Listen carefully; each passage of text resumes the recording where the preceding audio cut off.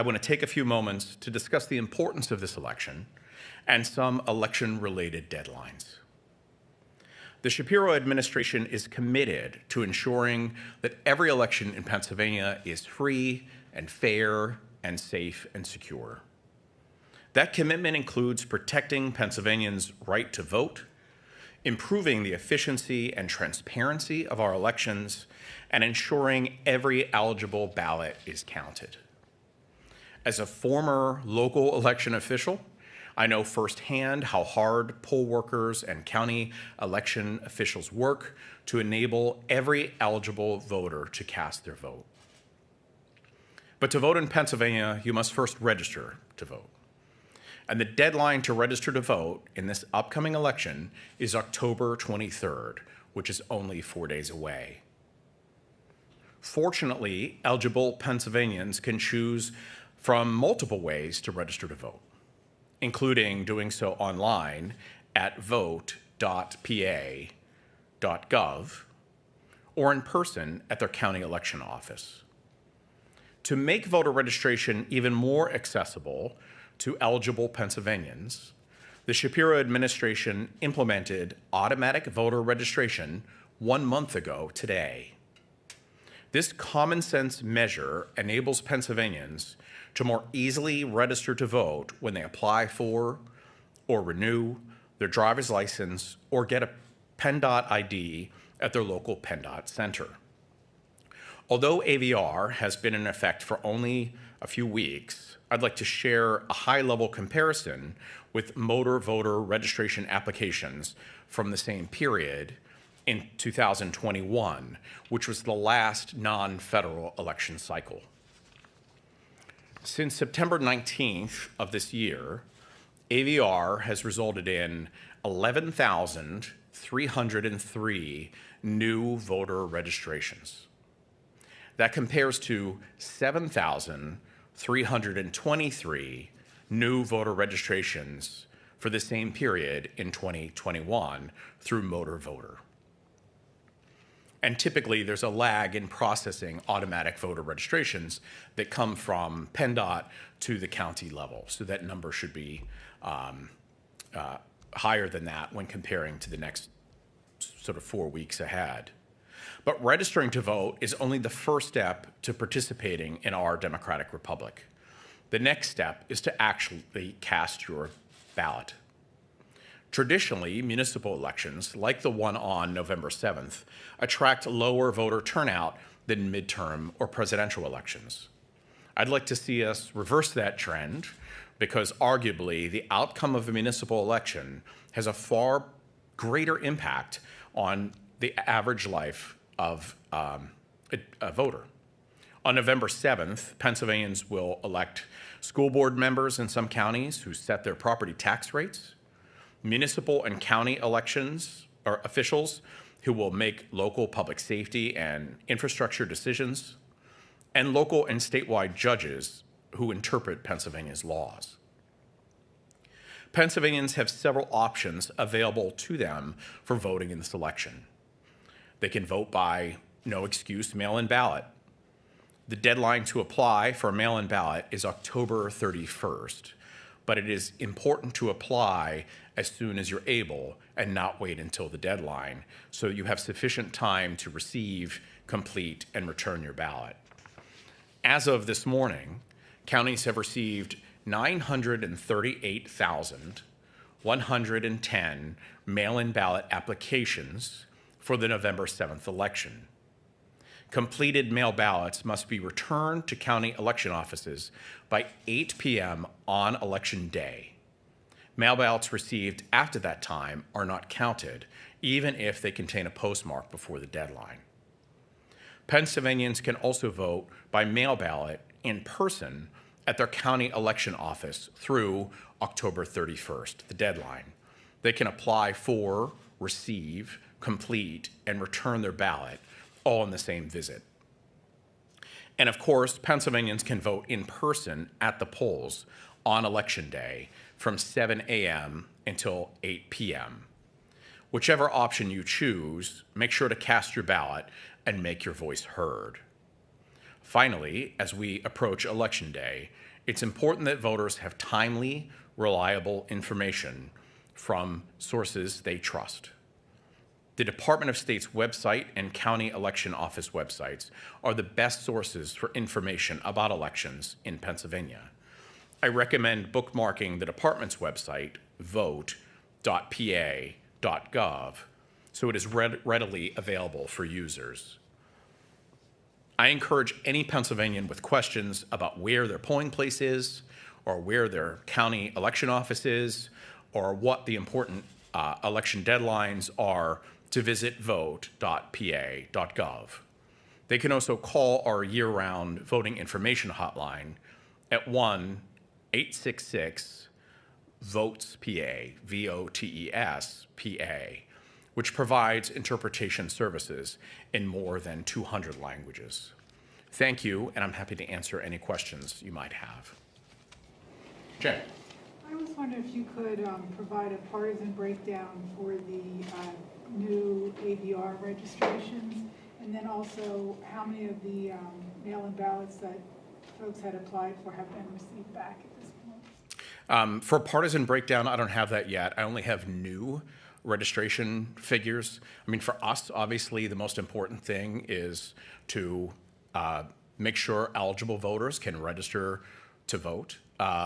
It takes considerable work to get to those numbers. If you think about it, these are applications that come from PennDOT out to 67 counties, get processed by 67 counties, and then for us to query those applications after they've gone through that whole system to see whether they are new, whether they're change of address, change of name, change of party, or anything else. So at this point, I only have new registration figures for you, because that was certainly our focus and most important thing. The most important thing is that voters eligible, regardless of how they register to vote, do register to vote. And the Shapiro administration's step to implement automatic voter registration will, as we've seen already, have a significant impact in registering eligible voters. Do you have any numbers on the completed return mail-in ballots? I can get those for you. I think they're between maybe 10 and 15% at this point. But most mail-in ballots really only go out in, let's say, 30 days before Election Day, and most are returned in the week or so leading up to the election. So regardless of when ballots come out, they all tend to come back in the lead up to the election. So I wouldn't be alarmed by that figure. Tom. John Erickson with ABC 27. This is a question from Dennis Owens, and I'm going to paraphrase it here, so bear with me for a second. So I guess there have been a couple of snafus, hiccups in terms of distribution of mail-in ballots. Some were too heavy. Some gave the wrong instructions in terms of the color of an envelope, like which one to send back, I guess. And so given these snafus and counties dealing with this on a county-by-county basis, has there been any consideration by the state to do a standardized ballot across the board for all 67 counties? Is that something that's been talked about? Is that something that's possible? Can that happen? Well, one thing that we've seen, not just in the Commonwealth, but across the country, is a considerable number of election administrators with a lot of years of experience retiring or leaving those positions. Whenever that happens, it makes it more likely that errors like the ones you described will occur. It's important for us to keep in mind that they are not deliberate, they are not intentional, they are not seeking to change the outcome of an election.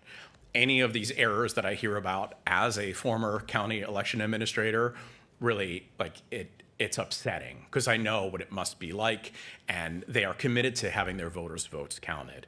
The most important things for the counties to do when they are aware of an error is everything they can to make sure those voters are notified and that those voters can cast a vote and have that vote counted. Whether it's resending out those ballots if there is an error in the instructions or an error on the ballot or anything else like that, to make sure there's a remedy so that that voter can still cast their vote.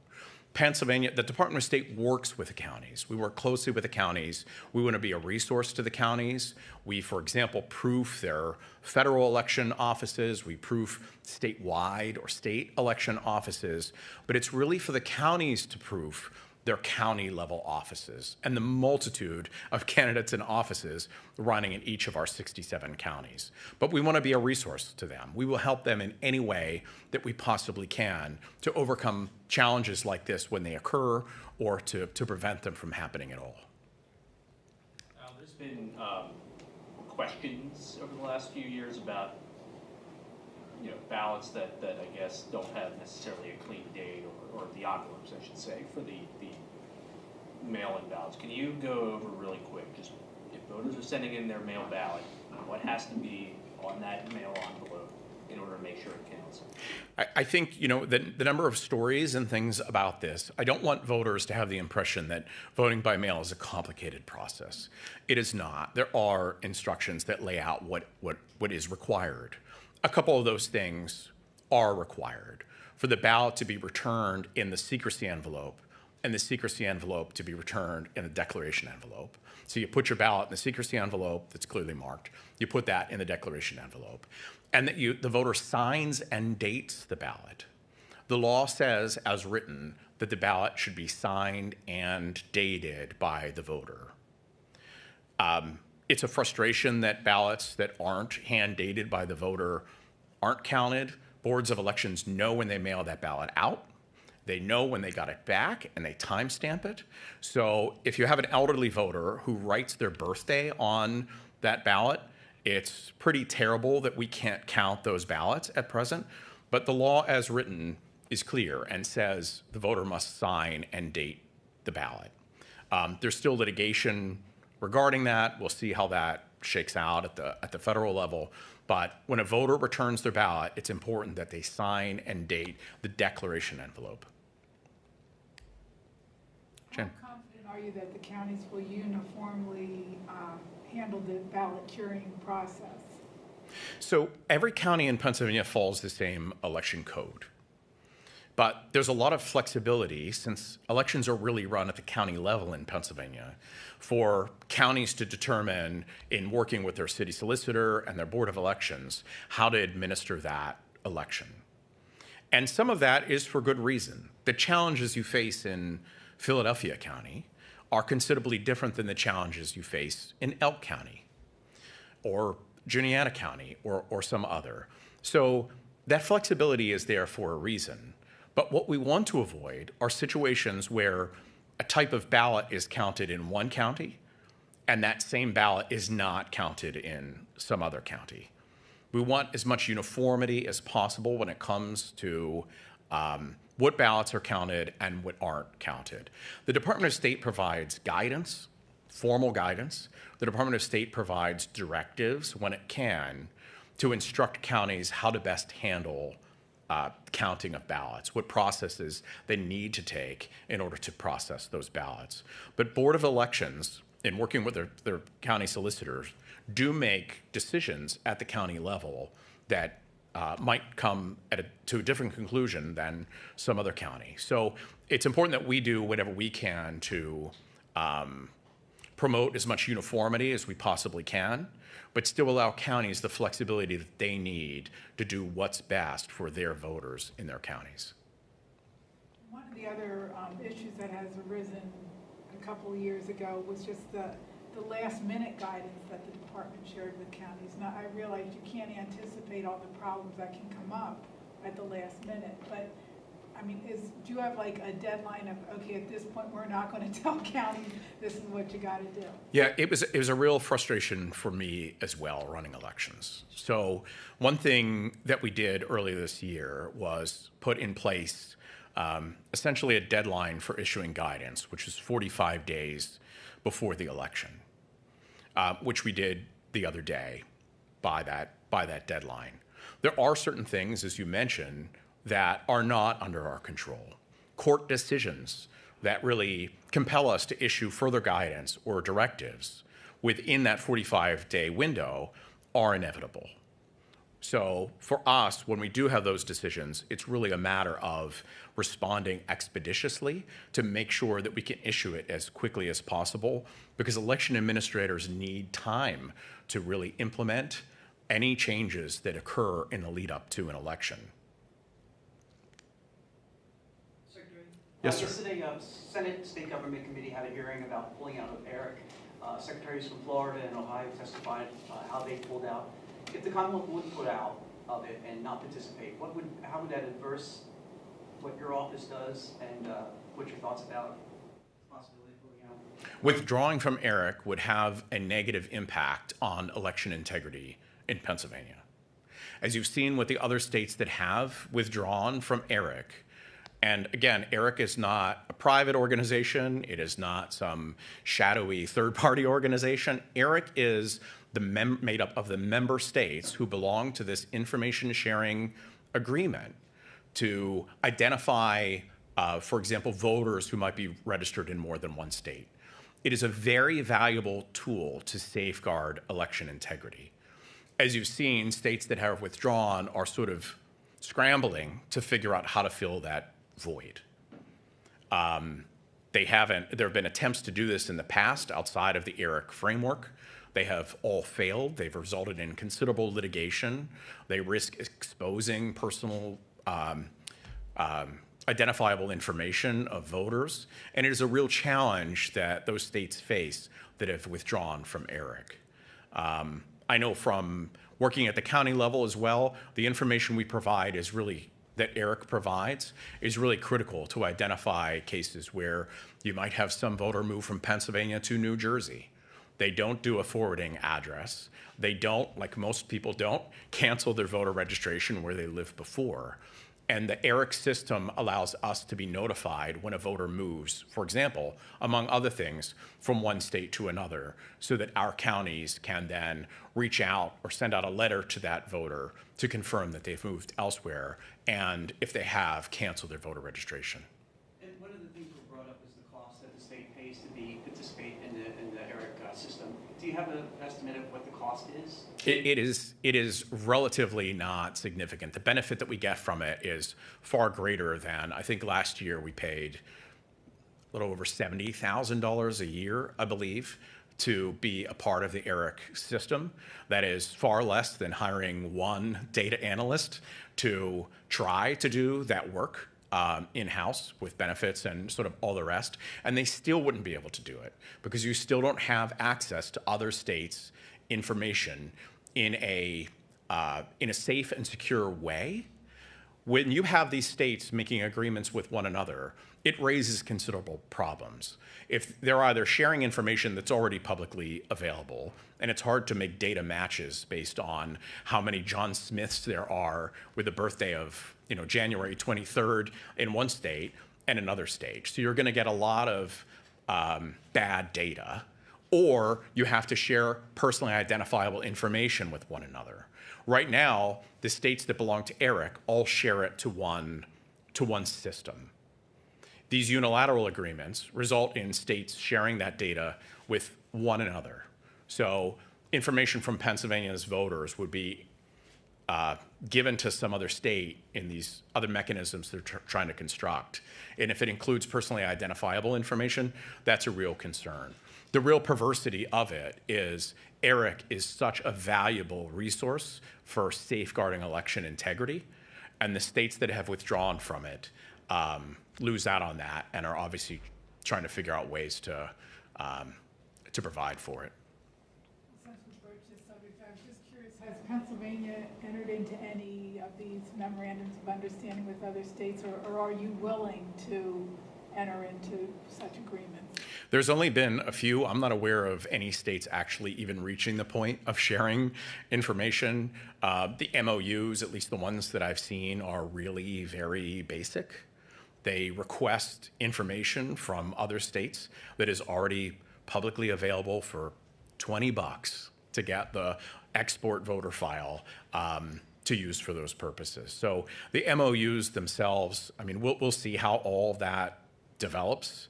But in the meantime, election integrity in Pennsylvania is not compromised because we haven't withdrawn from ERIC. And I think that's absolutely the right decision.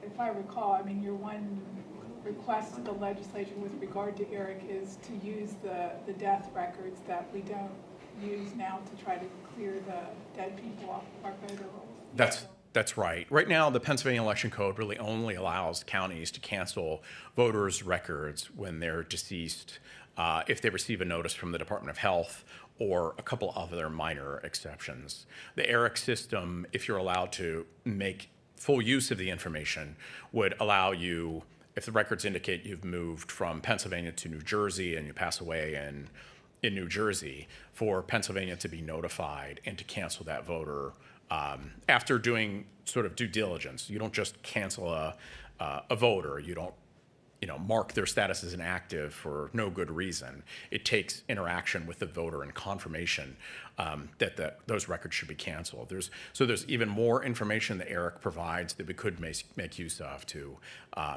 further strengthen election integrity. We have time for one more question. All right, thank you all. And as I said in the beginning, we want to play an important role in keeping voters informed, and I really appreciate the role that you play as well in keeping them informed.